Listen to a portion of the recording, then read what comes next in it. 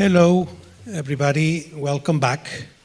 Thank you again for your patience in what is being a little bit incidental broadcasting of this final event and showcase of the DigiTraining project. Now we are entering the second part of this event, in which we would like to have two sequential conversations.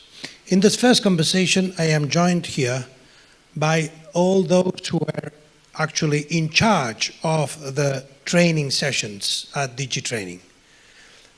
And we would like to hear from them because, of course, we've heard from those we've called the beneficiaries, the museums, those who have been active taking part in the different activities, and we've heard how important it was for them. Now, we would like to hear a little bit about the experiences and lessons learned from those who actually put in place this program. I mean, it was conceived by a larger number of people, but those who actually put the activities in place, in several cases, they visited the museums, they talked to them, they were running the different sessions. So it is a moment to have a kind of look at the lessons learned, if we can call them. And that is not only useful for us, but it might be useful for others because we don't want a monopoly. We want to share this knowledge. So what is it that has been learned? What is your experience? Can I eventually start with Matthias? Because you've had a very important role in here. You've been essentially mostly responsible of the so-called qualified program, but you've been, of course, engaged in the program as a whole from the beginning. So what would you say it's been the best or the most important lessons learned? Don't be afraid of also talk about negative things. Of course, you cannot mention anything directly to anybody, but if there are things that could have been improved, generally speaking, is also the moment to say that. I can dive into those things slowly, but I think I'll just spend 2 minutes contextualizing why AR and VR are interesting technologies to begin with in the first place, if that's okay with the forum here. So right now we're standing in the middle of what I would call a paradigm shift. When you think about digital, it's so many different things, but usually it's something happening in a 2D space, meaning it's flat. AR and VR are digital technologies which enable you to have a three-dimensional experience, basically. And because we are three-dimensional beings and we perceive and navigate the world in three-dimensional ways, if we can make an AR or VR experience which is three-dimensional, then you can really transfer information in a powerful way.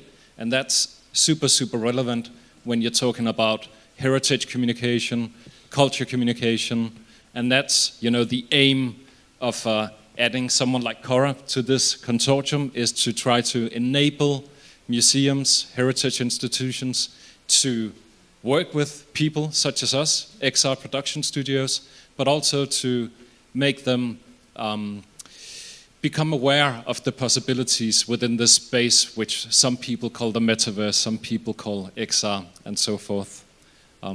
I think on a really positive note, as we're just technology experts, and what we really grow from is meeting other sectors, meeting other people with deep knowledge about different fields, and that's something we've definitely experienced here, where we've deployed experiences where you learn about the flora and the fauna of the Rio Formosa National Park.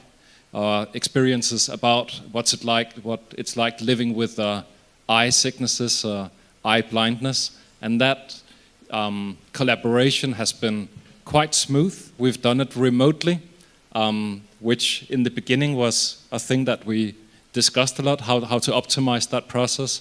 But basically just having a shared storyboard where the museums could comment in real time, could add suggestions for narrations, could add pictures, and we could do the same, made for a really, really smooth production process. So it's been, I'm proud of the museums, and I feel privileged that Cora has been in this position to work with these 3 museums. So that was on a positive note. You're proud of the museums, and the museums seem to be proud of you, so that goes both ways. Yeah. But lessons learned. Let's tell us, what did you surprise you? I mean, you actually visited some of those museums. We did visit them.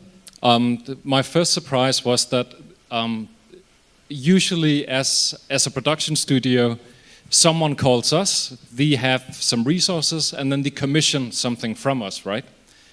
That means they buy something from us. But in this case, it's been the other way around. We select a museum, and then we ask them, let's build something great, interesting, cool, and meaningful together. So it's the process turned around. And my expectations were that was going to be pretty difficult, because the way we start productions is we ideate, we brainstorm, we come up with many, many ideas. And these museums did not have a definite idea about which VR or AR experience to produce. So I thought it would be a cumbersome, a long, perhaps tiresome process, but it wasn't. And I'm not sure why that was not the case, but I think, us exposing these museums to the realm of possibilities, showing them what's possible, and them having very deeply fundamental knowledge about what's important for them in terms of the stories they want to tell, in terms of the experiences they want to convey. I think that really, shortens the amount of time you have to spend coming up with a concept, coming up with a great idea to be put into production. So that was a positively surprising thing. Another thing, on you said positive, negative, Ignacy, so I'd say a challenge which can be met in many ways is timing, basically. I think everyone here can recognize that in different ways, but museums are full of people with deep scientific knowledge. They have very long processes. Often they have complete ownership over their own processes, meaning the exhibitions they want to build, the strategies they make, and so on.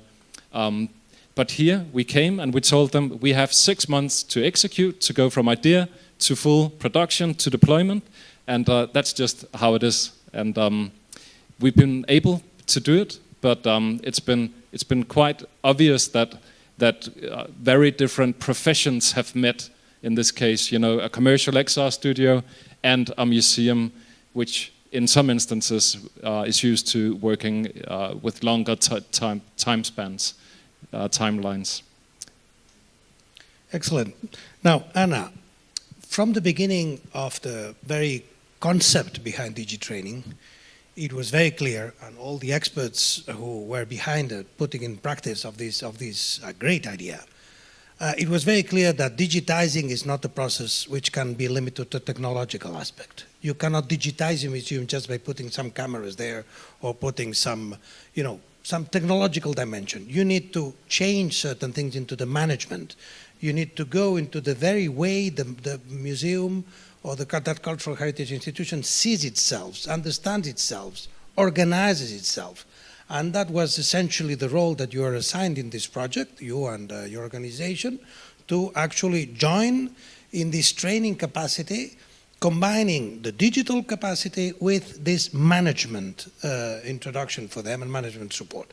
And that's what you've been doing. So what is your taking at what is now the end of the project? How you see this? Well, this is exactly what the message and the content that we try to pass during the project. That I always say this, that technology is not an end for itself. So connecting very much to what Matthias was saying, we see that we have a very creative community here, very open to digitization, to all things that can be done. They were very also surprised about all the possibilities. And we came a little bit to talk about the other side, that it will not work if there is only one person with a very specific type of training in an organization, because many things inside the organization need to change, new competencies need to be developed, and it's not just about hiring someone with a very specific profile. It's about being able to communicate internally about what the organization is going to do, and very importantly, it's very much about to communicate with the board, with the management. So this is also something that we felt during DigiTraining that I think we had very committed people participating since the general program, and they tried to follow all the parts of training, but at some times we felt that also in conversation with them that they were a bit isolated in their organizations, and they were trying to push to have some more digital assets, to have some more digital communication. But again, this requires for also a different approach in terms of communicating with the audiences, of providing content, because people want to select their content, the way they view it, the way they experience the museum. So this requires that all the staff of the museum, all the structure and the way the service of the museum is provided needs to have me, Innova, we learned from this experience that change takes time in the organization. So you cannot just go there and drop something and say this is going to change from one day to the other. Because digitization does have advantages. It is not only about these very exciting products, but it can also mean great improvement of internal processes, being able to communicate bilaterally and much closer to our audiences. But in order to do this, our team needs to be aligned, and our internal processes, and we all need to realize what is the advantage of that. The advantage of sharing content, the advantage of being able to have more impactful content, the advantage of perhaps sparing more time or reaching new audiences. And that is why it is not possible just to do this with one single process at a single moment. So in terms of lessons learned, I would say from our side there are two main lessons. First, that this is a great community with lots of ideas, and many museums, they know what they want to do, and I was very much impressed that museums know the impact they want to create. They are not necessarily concerned about showing their paintings or showing their works, but to create an impact in the community around, and if possible in the rest of the world. They do have a message. On the other hand, the problems or the challenges that exist in museums, they exist in companies, in associations, in universities, everywhere. We never have enough time. Sometimes it's difficult to see what is the priority, where should I focus, and it's very important to communicate, communicate horizontally, vertically, and this takes time. It's something that needs to be somehow a mix of organic and planned. So we learn a lot as well, but it was really a privilege to work with this community that has different features. They can bring a lot to us as well. So in that sense, I feel also this lucky of being able to collaborate with very specific partners and with this group of museums that was very committed and often also taking from their personal time to be able to accomplish what they wanted. So museums, from the beginning, we consider museums not as a kind of deposits of objects, but as really living institutions, with positive radiation, real cultural centers that have a message and have something to communicate. And that's exactly what this project was about, promoting and developing, and what you've been doing. So it's great that you underline that angle. Now, Xenophon, Zabulis, you've been, in a way, the boss of the orchestra. Every orchestra needs a conductor. You've been the conductor here. You've been, putting the different pieces in order, and also bringing your own angle and your own experience. So tell us a little bit what has been your angle here. It had a lot to do with the very change of the narrative of the museums themselves. Again, we have the technology, we have the management, but we have what is in the very basis of that. So tell us a little bit of your experience here. After all, a story or a fable is the oldest type of virtual reality we know. Imagination is. So basically, digitization is a technical process.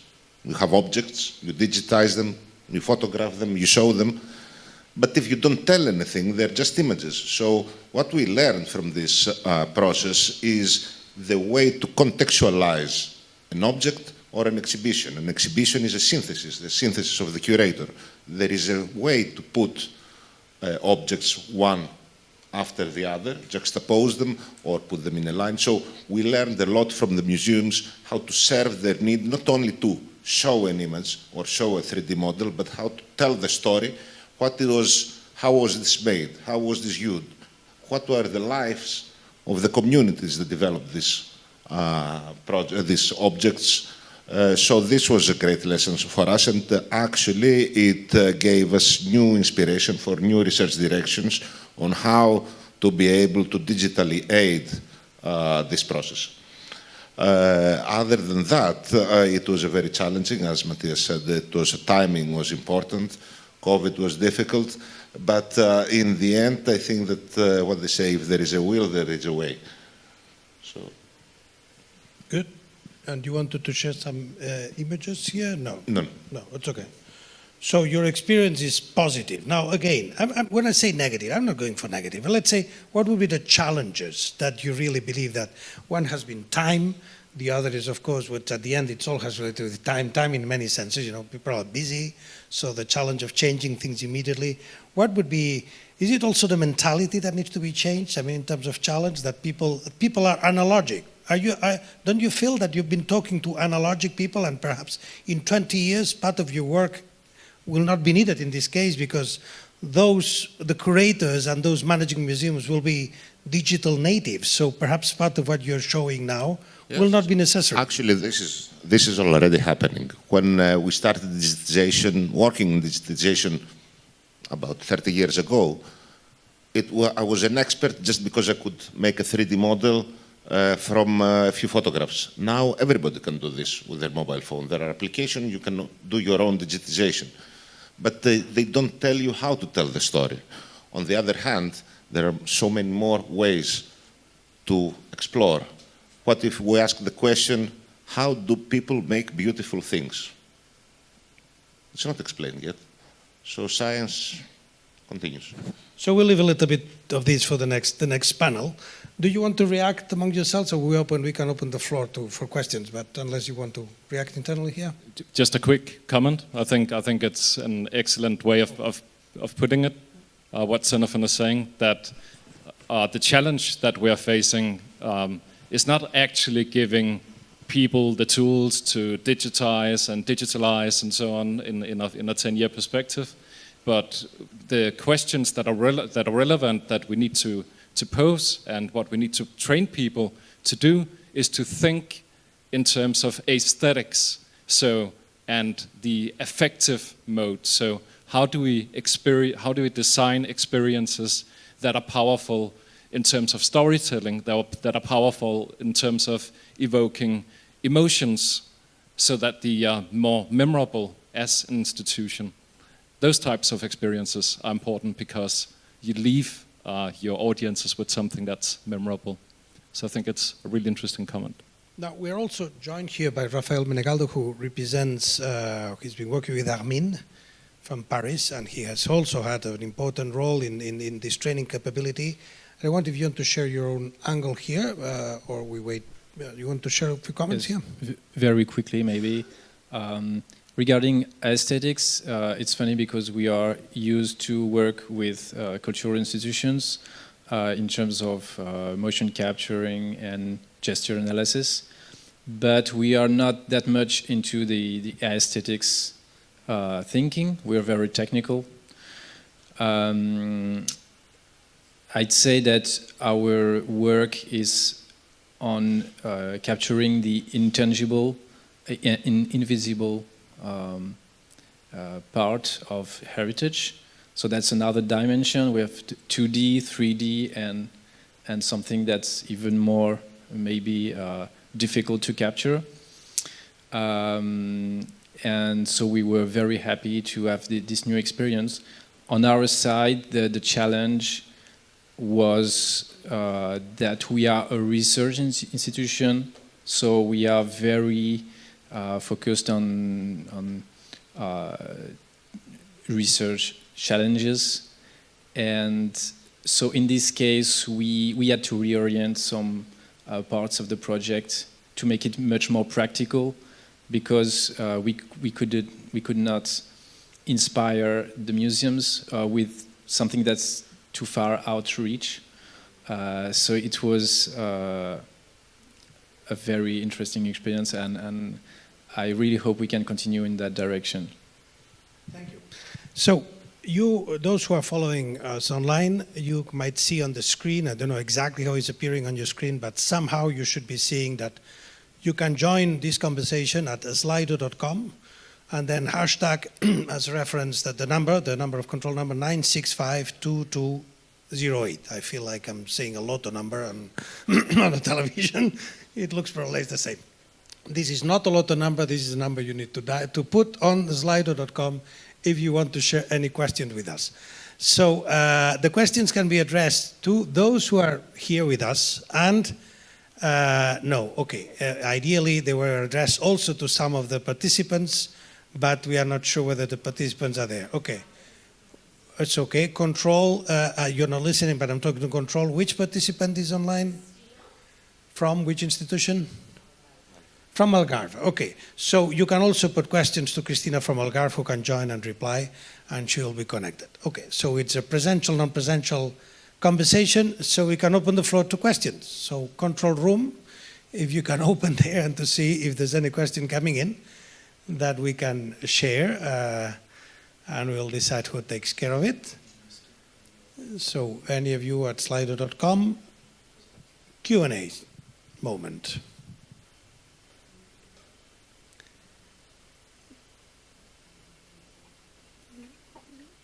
Let's see. I'm sorry, but could you put the number again? The number again is 965-2208. 965-2208. With, I don't know if the hashtag is needed. I don't think the hashtag you need to put. So it's just the number, which is to be typed. Yeah, exactly. You can also scan the QR, and apparently that would lead you directly, but sometimes scanning the QR, I mean, there's a lot of QRs. We can talk about QRs in another, the exaggeration. We have QRs at restaurants now, but they are limited. Well, in the meantime, I mean, we're going to cut the moment we have some questions there. We don't have much time, but let's move forward with questions among ourselves. So I was asking about challenges. I asked about this question of the surprise. You already answered that.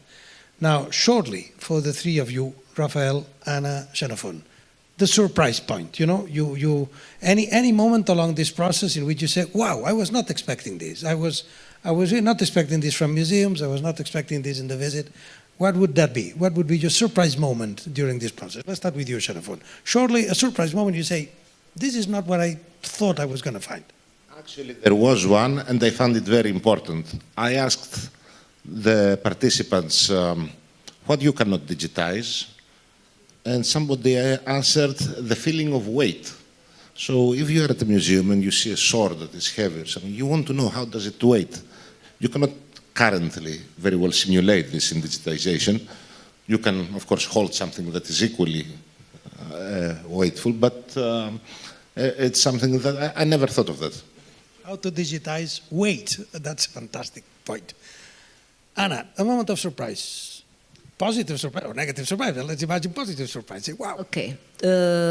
Positive was this openness. Because when we talk about digitization, again, at a more managerial or human resources perspective, often it happens that people are scared, and I totally understand that digital processes will, for example, replace some workplaces, or that I will not be able to comply with these new tasks. So the first reaction is a reaction of, I don't want to do that, I don't want to go there. So it was very nice and very surprising to see that at least these participants in the DigiTraining, they wanted to know everything. And I know that we did these 60 hours of training with the most diverse teams, more technical, less technical, more managerial, everything, external relations, social networks. And there was this big openness. Okay, I may not be expert in this, but I want to know about it. I want to be aware. A very good surprise. Fantastic. Rafael, do you have a moment of surprise? Yes, I had two moments of surprise. First one was in the first phase when we taught the 80 or I don't know 90 institutions, and I was surprised by the interest they showed for every subject which taught them, and I was expecting more disinterest from I don't know, half of the public. I was expecting like, okay, that's interesting, but it's not my job, it's not what I'm doing. And it was completely the opposite, so that was a very interesting surprise. And the other one is, I have never worked with museums before, even though my team has. And I was very surprised by the diversity of profiles in the teams when we worked in the next phase, and by how many people were technical on different. So I was afraid of not having the good person to talk to, and it was the opposite, even in very small structures. So. It was a very interesting surprise also. Excellent. Also good demonstration that this project has been about different cultures talking to themselves. Not only about culture, but different cultures, different people from different backgrounds, not only different countries, but different professional backgrounds, putting all together around this. Now we are having some questions are coming in. I will start with the first one that appeared because it's interesting. Did you find any ethical challenge there? I mean, could you think of anything that relates to the ethical dimension, say, this could be a little bit, from any principle, it can be on rights perspective, it can be on the way you manage this, or that opens a way which we can perhaps leave for the second panel, but opens an issue regarding the future. So, Xenophon, you're saying yes? So the question is for you then. Well, digital data are property. So there is a series of ethical issues associated with the acquisition of digital data and the publishing and the use. So this is, we approach this in the standard way. Currently, the European Commission has legislation about the treatment of such data. There is the Creative Common licenses that Europeana adopts, and this is the legal issues. Ethical, I wouldn't say that we encountered a lot, but still there is potential to think about ethical issues, because when you digitize something and make it available, other people can use it. And if this digital asset represents the cultural identity, the religion, and so on of some community, one has to be careful to use it properly. You want to step in? Well, a comment on safety, which I think has to do with ethics as well. In some virtual reality experiences, we can simulate the sense of being high above ground, which really gives some people, butterflies in the stomach, and some people do actually get hurt in virtual reality sometimes because these experiences can be powerful. And for that reason, the two VR experiences we made for the two museums are seated experiences. So if people do get nauseous because there is sudden movement or too fast movement, then at least people will be sitting down. So that's always something that we think about when designing for something powerful. Oh my God, think of the metaverse being hurted in the virtual reality. You just open something that it would open for hours, you know? You can be hurted virtually, but you're actually hurt. So yeah, the metaverse, I'm impressed, but that would be a much longer conversation. Great, Rafael, you want to, because I would still like to take another question. Yes, please. Very quickly, in motion capture, we always have the ethical issue because we are working with human data. So that's a very broad question. Yeah. Excellent. Now, Mark is asking, is there a network that facilitates this capacity development provision on a long-term basis?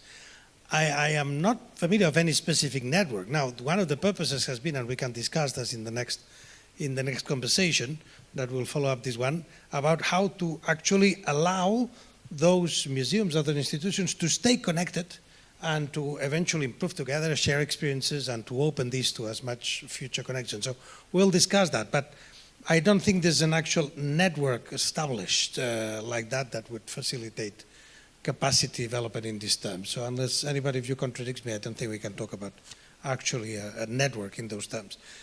And the same goes for the other question about resource issues that you think that resource in implementing some of the strategies and ideas. So that would be a good way to join these to the next panel. I mean, but what are the resources that the current beneficiaries will need to keep going and to make the best of what they've received? How would you summarize that? And I think with that we can close. And yeah, there's another question, we'll deal with that. But first, shortly, what do you think in terms of resources for the future to benefit from what they have received?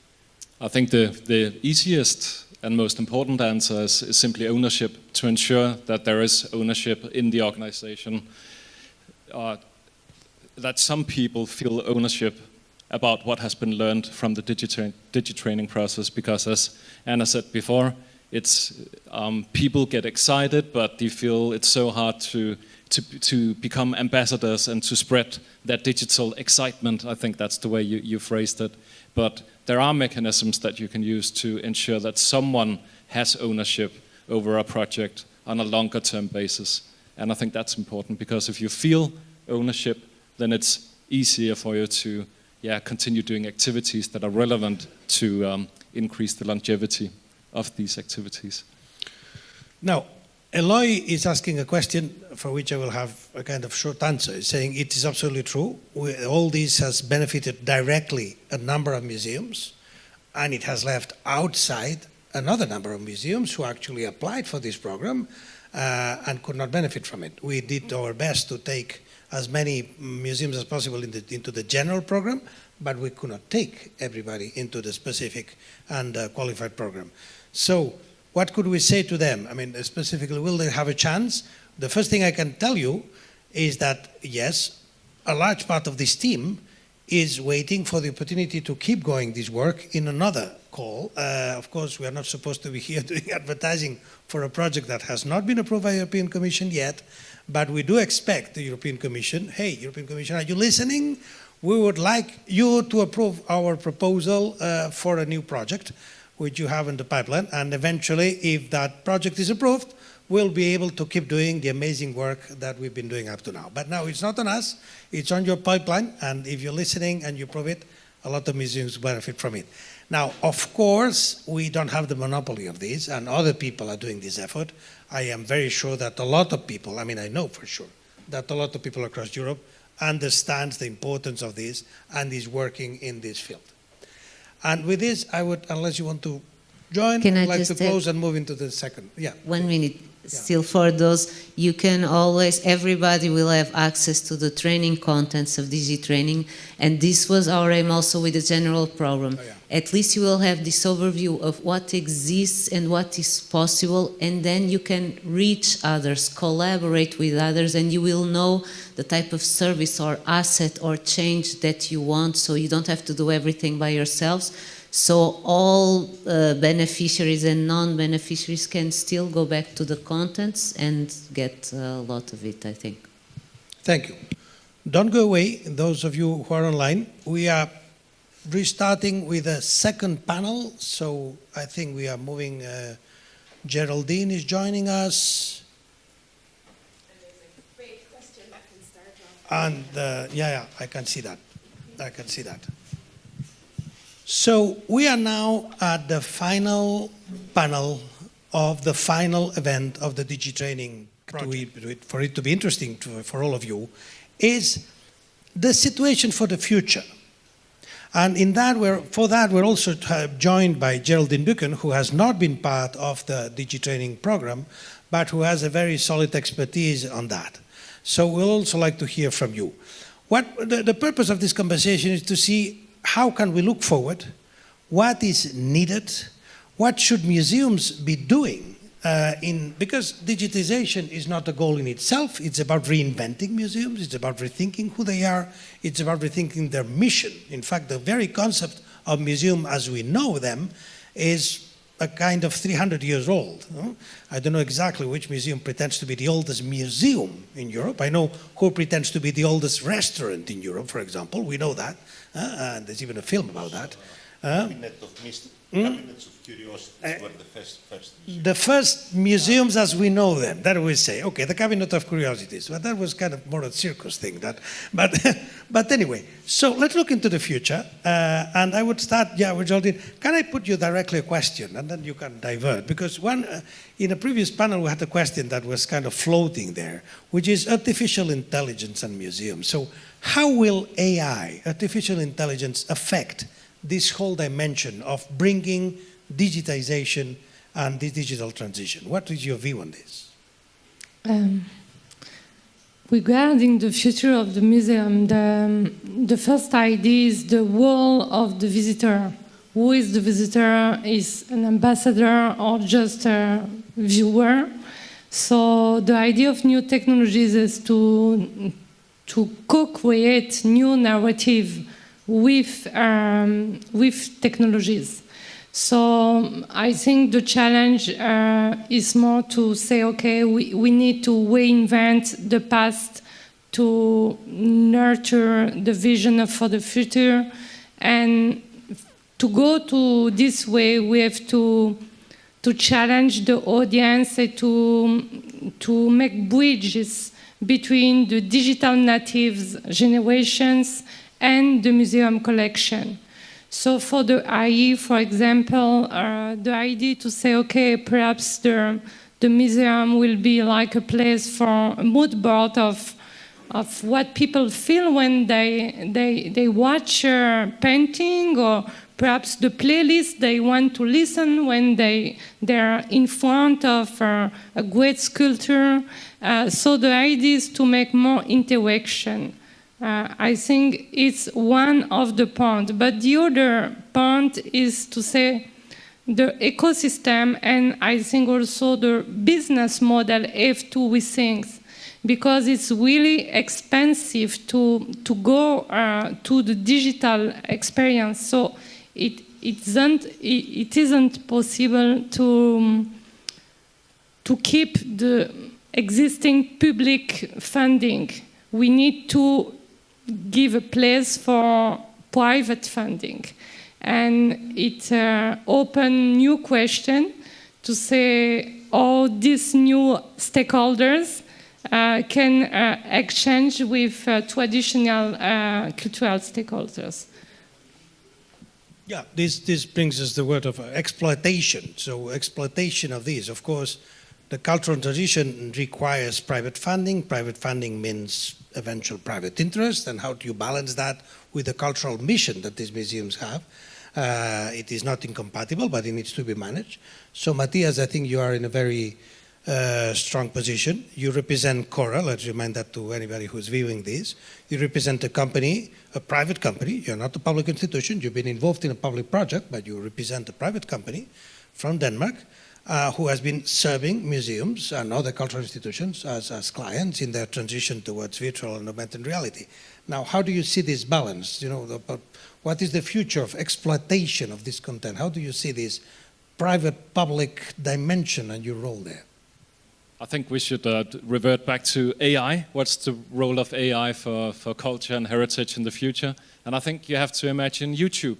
What makes YouTube appealing and relevant, and how does it work? It works by recommendations, right? So you have AI algorithms, machine learning algorithms that recommends new content every time you've watched a small video.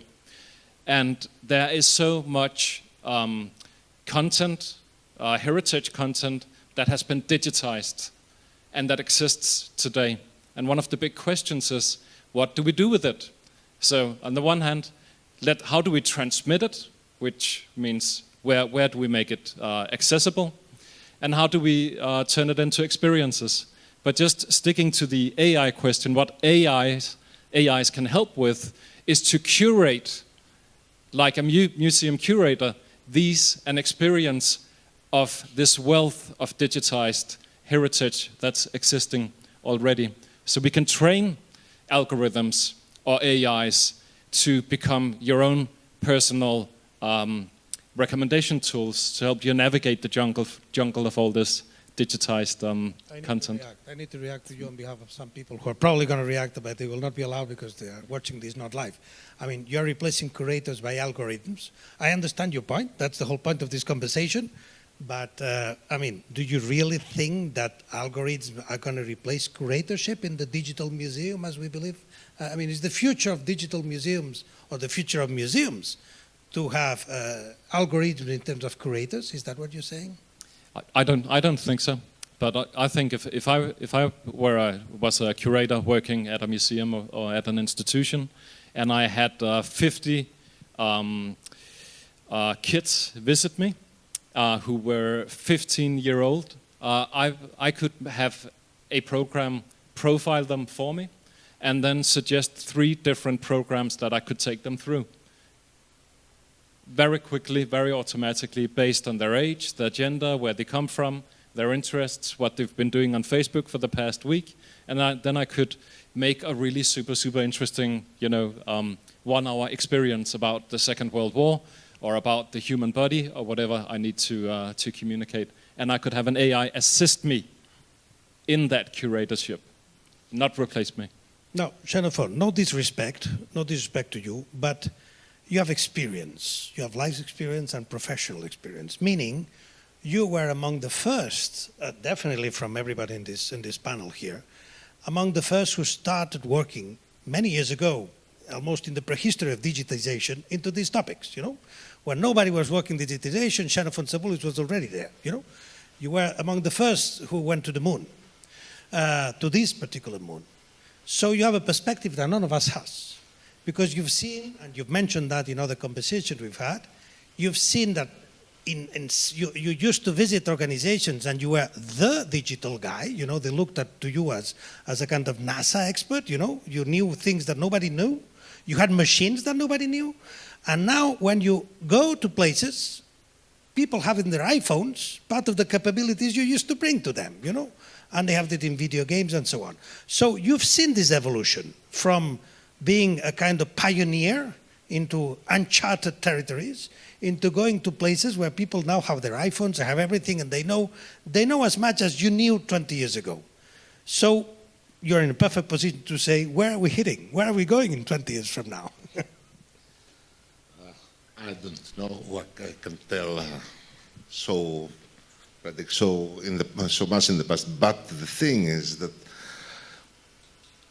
the pandemic gave us many examples of how important human communication is and how difficult it is to replace. So I think that it's a time to reconsider a lot of things that we took for granted. And technology can help us, but it cannot replace everything. And I think the technology, and at least my interests are starting to shift toward this direction, is to better understand the computer, the mind. So the more we understand, and science is not, we do not demystify. By understanding better something, you see more of its beauty. So I think that, and it's going on. If you see science, brain research and cognitive research are emerging topics. Artificial intelligence, I don't know if it's intelligence yet, but is striving and is going to. There. Some people say even that dreams are training of various situations of the mind, now that we understand how artificial intelligence works, or at least these learning methods. So I think that the exploration of how we work will make us richer. Okay, so building on the human dimension, which I would bring this back to you, Geraldine. The report of ICOM is the International Organization for Museums, produced a very interesting report about the situation of museums, and they do represent museums, and the digitization. What are the challenges and what are they hitting? And so ICOM, with the legitimacy it has, absolutely underlined that what we're talking about here is essential for them. It's essential for the museum's survival. Now, ICOM doesn't say how that needs to be done, So you're listening here, you know of algorithm as a curator. I'm provoking a little bit. You are in touch with a lot of museums and heritage organizations. You have this direct knowledge. How prepared you think they are? Where do you think are we going? Also, on the dimension you said about the entering of the private actors here. So what is your perspective of how it is heading to? There is a big gap between different museums. We have museum with digital department and other with director who open the door and make all the communication files and all stuff because she's only employee. So the reality is not the same for all museums. Is the first fact. And also they need some concrete action. They don't have time and money to make the R&D. So they want to operate. And perhaps the big challenge is to help them to change their relationship because they're so comfortable to manage all stuff that it's difficult to help them to change, to say perhaps you can use your place to host external experience to help some producer to broadcast their production and not manage the story, just some exchange, but they feel, okay, perhaps I will less control of the content, and I will not be useful for my visitor. So it's a big challenge of what is the role and the future of the team and how they work with the surrounding and the citizen. Because the museum also knows there is sustainable challenge, and perhaps the museum is the bridge between education, public space, and identities. And the idea of identity is a big challenge because we know that all our new generation are more linked with communities. Virtual communities, perhaps not national communities. So the reflection inside museum is about this, to say, okay, how can we share a common stories? How can we use the object of the past to build something together? So I think their point is there. Raphael, you're an expert. You're a technological expert here, and you say that with a lot of pride. So you are not a cultural heritage expert, you're an expert in technology, and you've been applying that to this project that we are today summarizing. And among other things, you're a strong expert in motion capture and everything that relates to that. And you've been applying that to museums and to cultural heritage organizations. Now, this is an example of technology reaching the museums, but you've been working on motion capture in other areas as well. So here's the question. If we're talking about exploitation and about how museums interact now with technology in other ways, do you think that the digitization of museums through motion capture, through augmented reality, the question can be followed up by you as well, puts museums in contact with new players, with people in the ecosystem? You know, there are new actors that the museums had never spoken to. But now, because they are armed, if I can put that way, with new digital tools, they can be players in another way. And that can eventually mean that they could put the content at the disposal of other products, of other activities.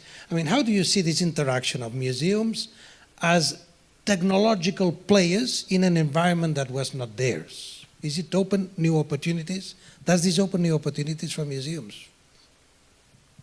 But by other players, you mean? Yeah. New publics? No, publics, technological partners, investors, people who might decide to make new usage of content and museums that was kind of precluded within the walls of a museum, but through digitization, AR, VR, motion capture, it suddenly has new possibilities which can contribute to its funding. It definitely they are in another ecosystem. Sure, so the heritage that's inside the museums now, with every new technology, becomes accessible in a different way. Exactly. That's Like, can you develop that? That's exactly what I'm trying to say. In some way, like a mineral deposit can be exploited with new technologies. That's interesting. To be fair, I'm not an expert on this question at all. But you phrased it perfectly. A mineral deposit and new uses for those minerals. So exactly what I'm trying to say. You said it perfectly. What I've seen is there's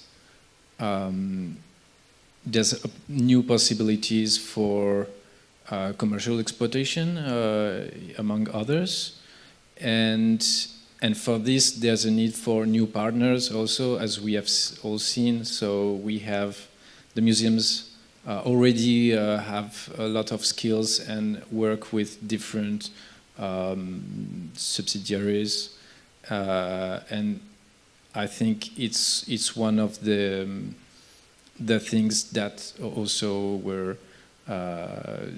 taught by Anna and her team. So that are the challenges. But I think it's not completely new. I think it's just the continuation of what was before. Regarding AI, in particular, I think there's a specific question to this, because it's really it's sensitive in terms of ethics. It's highly specialized. It's highly costly. We have AI now can create interesting pieces of art. So that's a question. Do we need to create a museum that hosts these new pieces of art? At the same time, it's really it's not cost effective in terms of machine expenditure, so it has to be used wisely.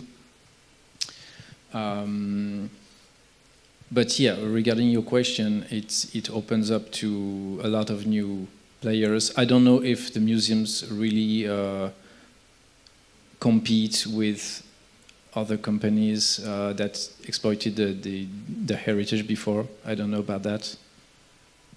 Matthias, do you want to step in on this? Exploit new ways of exploitation, which of course it's a word that is horrible for any curator of cultural heritage, because somebody who is in charge of a museum is not there to exploit anything. He's taking care of he's having a mission. Every museum has a mission. It's taking care of heritage. But okay, we're using this word here in terms of obtaining new resources and having a possibility of the investment that is behind digitization, reaching new audiences, new public, and eventually new sources of revenue. So from this angle. So I love the mineral deposit way of conceptualizing it. So let's say that there's a lot of mineral deposits out there of digitized cultural heritage. And then the question is, what do we do with it that can benefit us as a museum, as an institution? And I know of a very interesting example where the Danish National Art Gallery has 300,000 digitized assets. And now the question is, what do we do with these assets other than just making them available? And one thing that they've done, among many things, which I think is beautiful and points towards these partnerships, is to partner up with an organization called Ventilen, which is an NGO made for youngsters who feel lonely in their lives. And they've made their digitized assets available for this NGO. And then what the NGO does is that they bring these youngsters together, and then the youngsters pick various assets, and then they use different types of narrative methods to identify themselves with these different statues, with these different paintings, in order to tell a story about themselves and their lives. And that's been proven to benefit them, because they suffer from loneliness and often anxiety, different comorbidities. But I think this example of a national art gallery collaborating with an NGO to benefit youngsters and and by doing that, alleviating, you know, an illness or something that they suffer from, that has societal impact and societal value. And if you made such a partnership, then you could ask the state for money to drive these processes, right? And that's just one way of partnering up and generating activity, generating revenue, if you want to call it that. But it's all about activity and the right partnerships. Now, Anna, as a part of the DigiTraining process project, you've been looking a little bit into the business models behind museums and the management. Now, again, terminology is tricky here. Many museums don't have actually a business model, but let's call them revenue models, which might be more comfortable for many museums and more accurate, you know. In any case, yes, any museum that is worth its name and worth of having some decent management needs to have a revenue model, because even if there's public subsidy, they do need a revenue model. Now, how do you see this digitization and this transition into as a change of, is it just a change of model, or is it just something that brings a new line of revenue together with the previous one, or is it actually a revolution that turns upside down the whole revenue model? How do you see this? Well, I saw also in contact with some museums that even those who are largely publicly funded, more and more they feel this pressure. So with time, it will be, I don't know, almost impossible to have this kind of public funding that is able to cover all the activities. Then there is this question that we were also talking about previously, which is the concern that the museums have that they need to provide, or they should have this social mission, and they should make culture available for free for the public. And this is all true. But digitization can bring new forms of revenue, and I have to insist again in the part of collaboration and partnering, and this can also give access to funding. And this, for example, in our case may be normal, because we are used to build partnerships and we are used to rely on others. I don't know exactly the technicalities of what you did, but I trust that you are doing your part. And this is a way that can be also a transformation of the business model of the museums, that they incorporate also this source of revenue or receipts through access to public funding and through access to resources and expertise that they don't necessarily subcontract. They can partner with others. So I thought, I found the idea that Geraldine shared very interesting, that a museum could, for example, use part of their space to host another exhibition. And sometimes we just don't think about these possibilities. In other cases, we don't trust enough, because we are not used to rely totally on others. But this is something that digitization can bring in different ways, because collaboration is easier, sharing of information is easier, working together at distance is easier, and also getting funding is easier. Connecting to what Matthias was saying, if you partner with an NGO, for example, it will become much easier for you to do a crowdfunding campaign, for example, for the community support a certain initiative, and then to contribute more for the museum to continue this type of activities. So there are different ways. A magic word here would be collaboration. I would return. We are closing up now progressively. We're reaching the end of this conversation. So, Geraldine, collaboration, networking, which is not the same meaning.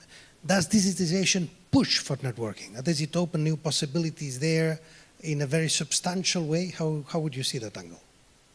I think it's a need. We have no choice. We have just to find the best way to collaborate, because, for example, my project is called XR for Heritage. So to start, it's XR world will meet another worlds.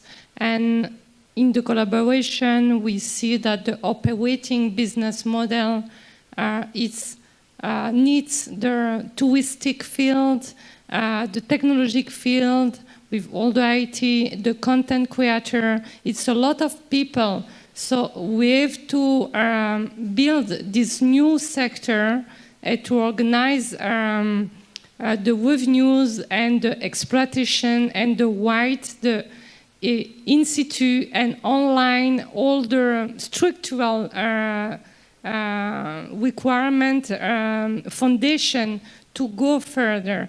Because at this stage, the frustration is the lack of impact. A lot of people are thinking about good stories, and they make months and months to build this, and after they don't have broadcast vision. So perhaps there is 10 people who watch it, like you say, okay, it's great, but it's not scale up. We need to scale up. A quick comment on that. I mean, a way to do this, and I think what's really important as a museum, if you want to make use of these technologies, AR, VR, AR, and so on, is to think about the metaverse and to think about a metaverse architecture that's relevant for you.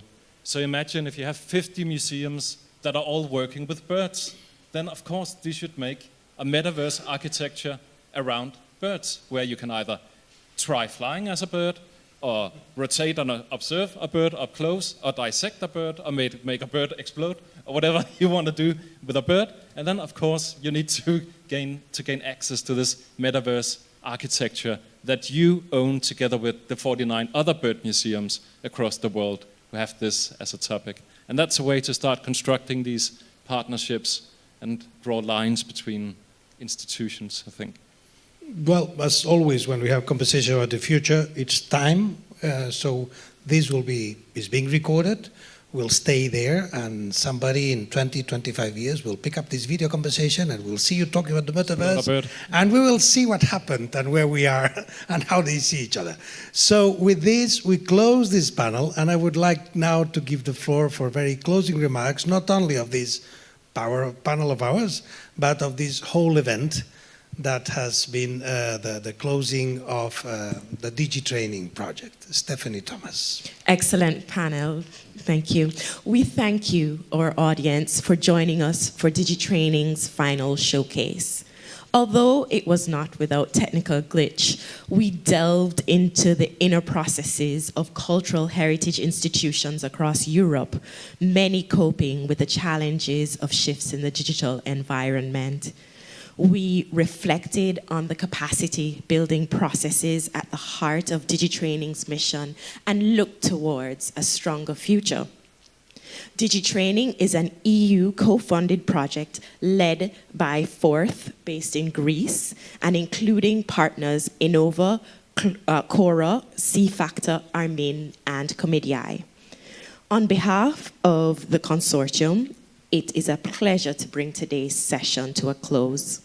We will process this video, as explained just now, for circulation in relevant networks and encourage you to share this widely so that we can continue the conversation, a very important one and one that will evolve for years to come. We look forward to engaging with you in the future in various projects and dispensations. So thank you and have a wonderful rest of your evening.